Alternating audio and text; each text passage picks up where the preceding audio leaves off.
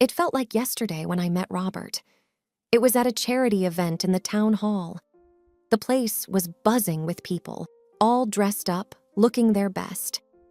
I was there because I felt like I needed to be part of the community after moving to the town only a few months ago. Robert was there representing his family's business. "Hi, I'm Robert," he introduced himself, extending his hand. His blue eyes looked genuine and friendly. "Hi, Robert, I'm Clara," I replied, shaking his hand. We chatted about everything under the sun, from our childhood memories to our favorite movies. I found out that he had grown up in this town and had a family business here. I told him about my parents and how I lost them when I was just a kid. He listened intently, and I could feel he genuinely cared. "I'm so sorry about your parents," he said sincerely. "It must have been tough growing up without them." "It was," I admitted, "but their love always remained with me. Plus, I inherited a good amount from my father. It helps me remember them." As the night progressed, we found ourselves more and more engrossed in our conversation, completely oblivious to the hustle and bustle around us. Before we knew it, the event was wrapping up. "Would you like to grab a coffee sometime?" Robert asked, a hint of nervousness in his voice. "I'd love to," I replied, smiling. Our coffee dates turned into dinner dates, and before we knew it, we were planning our wedding. It all happened so fast. I was 27, with an inheritance from my parents and a heart full of hope. Robert was everything I had ever wanted, or so I thought. After the wedding, I was introduced to his family. His dad, Mr. Lawson, was a gentle and warm man. The first time we met, he gave me a big hug and said, "Welcome to the family, dear. I hope you find all the happiness you deserve." Mrs. Lawson, on the other hand, was a stark contrast. She looked me up and down, her eyes cold and calculating. "I hope you know what you're getting into, marrying into our family," she said with a thinly veiled warning. Robert jumped in, trying to ease the tension. "Mom, be nice. Clara is my wife now, and I expect everyone to treat her with respect." In those early days, I tried to focus on the positive. I was in love, and I was hopeful that things would get better with time. Little did I know the roller coaster of events that awaited me in the next few chapters of my life. Several months into our marriage, things seemed to be going well. Robert and I had settled into a rhythm. We would often take evening walks, discussing our plans for the future. Our home was a cozy space that we both loved. One morning, I woke up feeling a little off. I was nauseous and had a strange feeling in my stomach. A few days later, the realization hit me. Could I be pregnant? I quickly bought a pregnancy test, and to my shock, it came out positive. I was flooded with a mix of emotions. While I was excited about the possibility of becoming a mother, I was also nervous about how Robert would react, especially considering his mom's clear disdain for me. That evening, after dinner, I decided to share the news. "Robert," I began, taking a deep breath, "I have something to tell you. I'm pregnant." He looked at me, and for a moment, his face was unreadable. Then, to my surprise and hurt, he said, "Is it even mine?" I was taken aback. "What? Of course it is. How can you even ask that?" He looked away, avoiding my gaze. "It's just... I don't know, Clara. Everything happened so fast. Our marriage and now this. I need some time to think." I tried to hold back my tears, feeling a mixture of anger and hurt. "Robert, I never expected this from you. This child is ours, and I hoped you'd be happy." He didn't reply. Instead, he left the room, leaving me alone with my thoughts. The next few weeks were tough. My pregnancy symptoms started to kick in, and Robert's cold behavior didn't help. I found solace in the fact that this child was a symbol of our love, even if Robert didn't see it that way. One day, Mrs. Lawson came over unannounced. "I heard the news," she said without preamble. "Is it even true?" "Yes, it's true," I replied, trying to maintain my composure. She smirked. You think having this child will solidify your place in this family? You're wrong. I felt a surge of anger. This is my family too now, and this child will be a part of it whether you like it or not. She scoffed. We'll see about that. And with that, she left. The next few months were a blur. I tried to focus on my health and the baby, but the constant tension at home and Robert's doubt wore me down. My only comfort was the small kicks and movements I felt inside me, reminding me that there was a life growing within, waiting to meet the world. But little did I know that the challenges ahead were far greater than what I had already faced. As my pregnancy progressed, it became harder to manage everything on my own. I was constantly nauseous, and even the simplest chores seemed daunting. Robert was indifferent, often coming home late, leaving me to fend for myself. That's when he made the proposal I'd come to regret. Clara, he began one evening, I've been thinking. Since you're finding it hard to manage things here, and my parents' house is much bigger with help available, maybe we should move there for a while, until the baby arrives. I was hesitant. Mrs. Lawson's attitude towards me was clear, but at the same time, I felt weak and overwhelmed. I don't know, Robert. Your mom hasn't exactly been welcoming. He looked at me, trying to reassure. It's a big house, Clara. We won't even cross paths much, and Dad will be there. You know he likes you. In my vulnerable state, I agreed, thinking it might be for the best. Moving into the Lawsons' residence was an eye-opener. It was a grand house, reflecting the years of prosperity the family enjoyed. But with its grandeur came coldness. The vast hallways echoed with silence. The huge rooms felt devoid of warmth. The only solace came from Mr. Lawson. Welcome, Clara, he said with a kind smile, giving me a comforting pat on the back. Don't worry about anything here. Consider this place your home. But the peace was short-lived. Mrs. Lawson's digs and snide remarks were a daily ordeal. She would comment on everything, from the food I ate to the clothes I wore. One day, when I was in the kitchen trying to make myself a sandwich, she walked in, her eyes scanning me up and down. You sure you should be eating that? She commented, looking at the sandwich. I took a deep breath. I think I know what's best for me and my baby. She smirked. Well, if it is even your baby. I felt my anger rise but held it in check. It's Robert's baby, and I wish you'd stop implying otherwise. She just laughed, a cold sound that echoed in the large kitchen. Time will tell, dear. Time will tell. Days turned into weeks. Each day was harder than the last. The house felt like a prison. Robert was always out, and when he was home, he was distant. The baby inside me was my only comfort, reminding me that there was a reason for enduring all this. One evening, as I was sitting in the living room trying to read, Robert stormed in, a frown on his face. Clara, I heard you've been talking back to my mom. I looked up, surprised. She has been nothing but rude to me, Robert. What do you expect? He shook his head. This is her house. You need to respect that. I felt tears forming. I thought it was our house too, but every day it feels like I'm walking on eggshells. He didn't say anything, just turned and left the room. I sat there, feeling more alone than ever. As the days passed, the cold shadows of the house seemed to close in on me. But I held on, hoping for better days, not realizing that the worst was yet to come. Fall had settled in, and the leaves outside had started their gradual transformation to a vibrant mix of red and gold.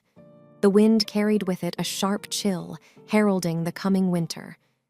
But inside the house, the atmosphere was even colder. One evening, after a particularly tiring day, the baby wouldn't stop crying.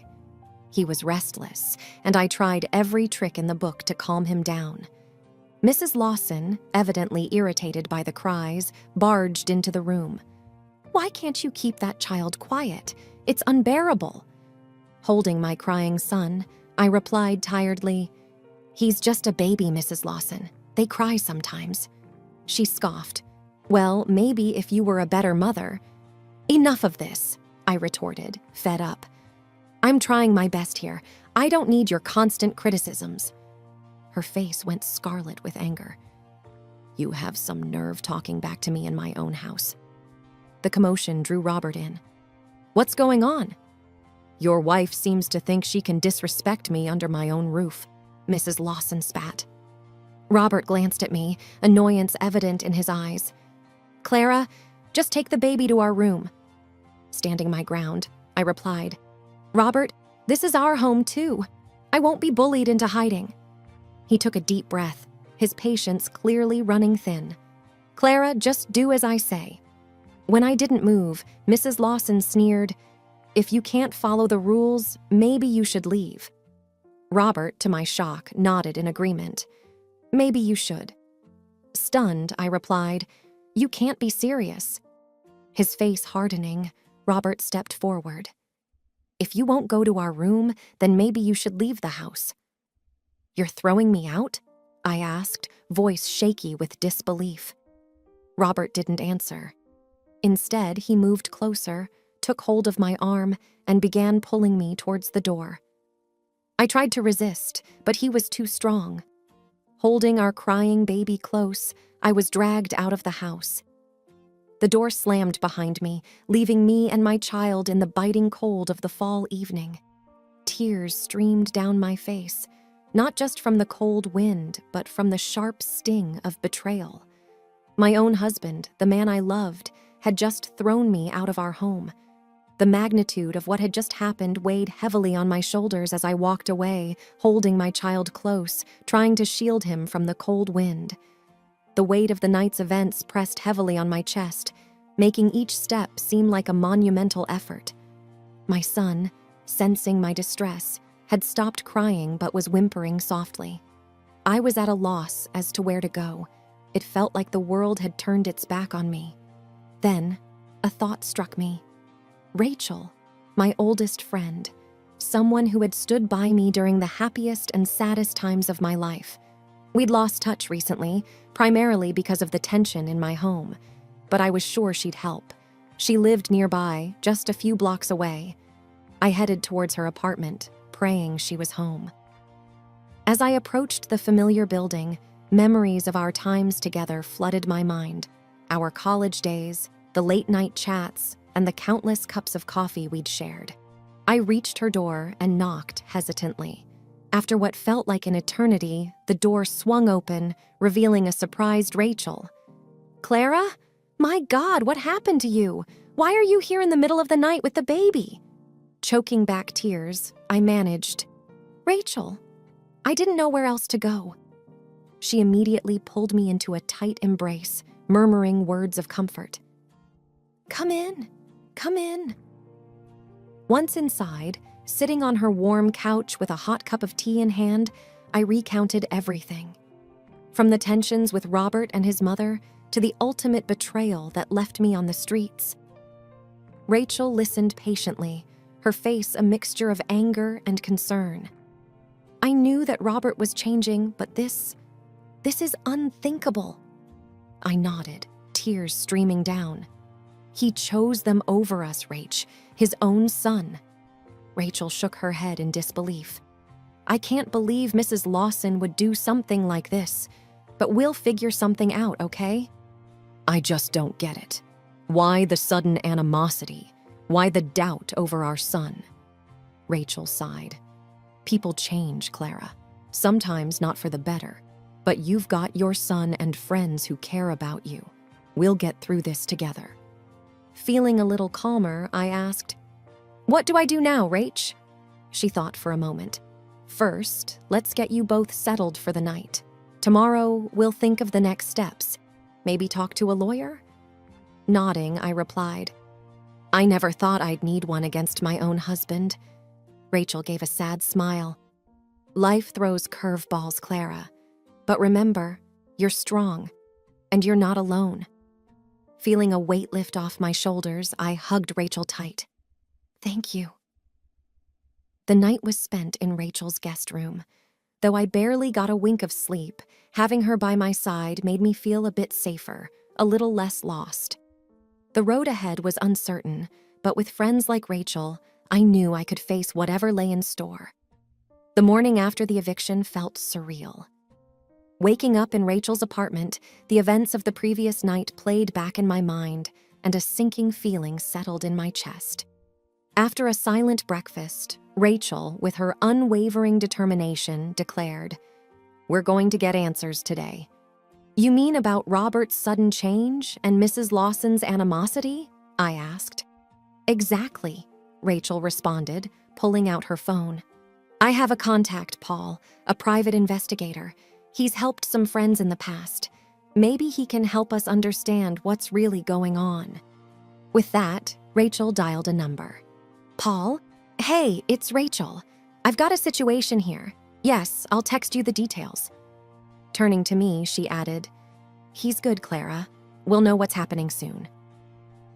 The days that followed were a whirlwind. Paul discreetly began his investigation, tailing Robert and Mrs. Lawson. Each evening, he'd provide Rachel and me with updates. It wasn't long before Paul unearthed shocking revelations. "I've been following Robert, and it appears he's seeing someone else," he said one evening, handing over a few photographs. My heart sank as I looked at the pictures of Robert and an unfamiliar woman, laughing, dining, and even shopping together. Rachel, anger evident in her voice, asked, "Do you have any idea who she is?" Paul nodded. "Her name's Angela, works in a law firm downtown, but that's not all. I've got audio recordings of Mrs. Lawson that you might find interesting." He played back a conversation where Mrs. Lawson discussed her elaborate plan to have me thrown out so that Robert could gain access to my inheritance. Her voice, dripping with greed, sent chills down my spine. "Once Clara's out of the picture, Robert can divorce her. With a good lawyer, he can claim a good portion of her inheritance for emotional distress or some such nonsense. Angela's firm will handle it. Our boy deserves that money more than she does." I sat in stunned silence. It all made a cruel kind of sense now. Robert's doubts about our son's paternity, the constant harassment, it was all part of a twisted scheme. Rachel, seething with anger, declared, "We're taking this to the police, and you're getting a lawyer, Clara. We'll fight them." Paul nodded. "I've got more recordings and photos. It's concrete evidence." While the truth was a bitter pill to swallow, knowing it gave me a renewed sense of purpose. No longer would I be the victim. With evidence in hand and Rachel by my side, I was ready to confront Robert and Mrs. Lawson and reclaim not just my inheritance, but my dignity and peace of mind. The chapter of betrayal in my life was about to be closed, and I was determined to ensure justice was served. With the evidence in hand and my resolve firm, it was time to confront my soon-to-be ex-husband and his conniving mother. I decided to go to their house, the house I once called home. Rachel insisted on accompanying me, a pillar of strength and support. As we approached the house, my heart raced, but not from fear. It was anger, determination, and the desire to close this traumatic chapter in my life. We rang the doorbell, and Mrs. Lawson answered, feigning surprise. "Clara, what brings you here?" Without mincing words, I replied, "You know why I'm here." Robert appeared from the living room, looking rather uneasy. "Clara," he began, but I cut him off. "No, Robert, it's my turn to talk. We know everything."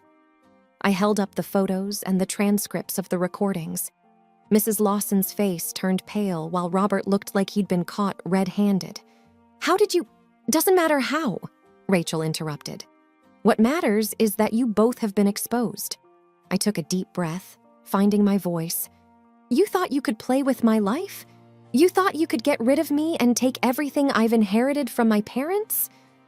Robert tried to speak. "Clara, No," I shot back. "I gave you everything.